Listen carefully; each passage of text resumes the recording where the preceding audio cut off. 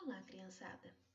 Hoje nós vamos aprender sobre o tema a Grécia Antiga. A Grécia Antiga, assim como a sociedade da Roma, pertenceu ao grupo denominado como Antiguidade Ocidental ou Antiguidade Clássica, pois desenvolveu-se na região da Península Balcânica, sendo formada basicamente por duas regiões, uma próxima às montanhas e a outra próxima ao mar. A Grécia é uma região de clima muito seco, com chuvas raras, poucas áreas férteis, e tinha como principal forma de sobrevivência o desenvolvimento da agricultura nos vales e nas encostas das montanhas. Seus principais produtos agrícolas eram o trigo, a cevada, a vinha e as oliveiras. Podemos dividir a história da Grécia em períodos. O primeiro período é denominado como período pré-homérico e foi considerado o momento do povoamento da Grécia. Ocorreu entre os séculos 20 a 12 a.C. Podemos afirmar que o período pré-homérico, anterior às famosas histórias do grego Homero, foi o momento em que a Grécia surgiu. Neste período ocorreram as invasões dos povos aqueus, jônios, eólios, inicialmente na ilha de Creta.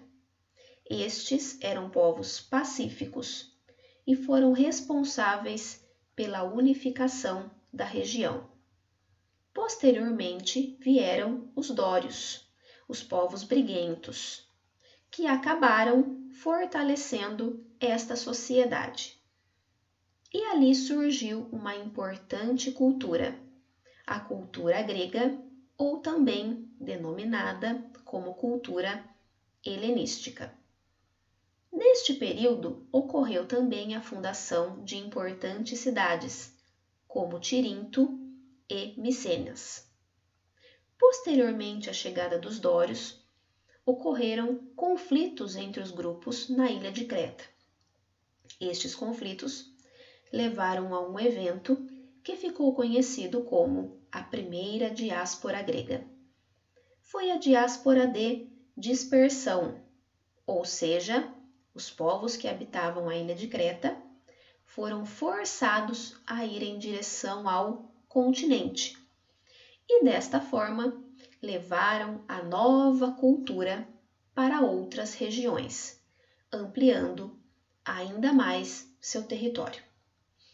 Consequentemente, com esta ampliação, surgiu o período homérico, período da formação dos genos, ocorrido entre os séculos 12 e 8 a.C. Durante este período, o período homérico, percebemos as características descritas por Homero em seus famosos textos A Ilíada e a Odisseia. Neste período, após a saída dos gregos da ilha de Creta, devido à primeira diáspora, ocorreu a formação dos genos, pequenas comunidades que eram unidades econômicas, políticas, sociais e religiosas dos gregos durante este período.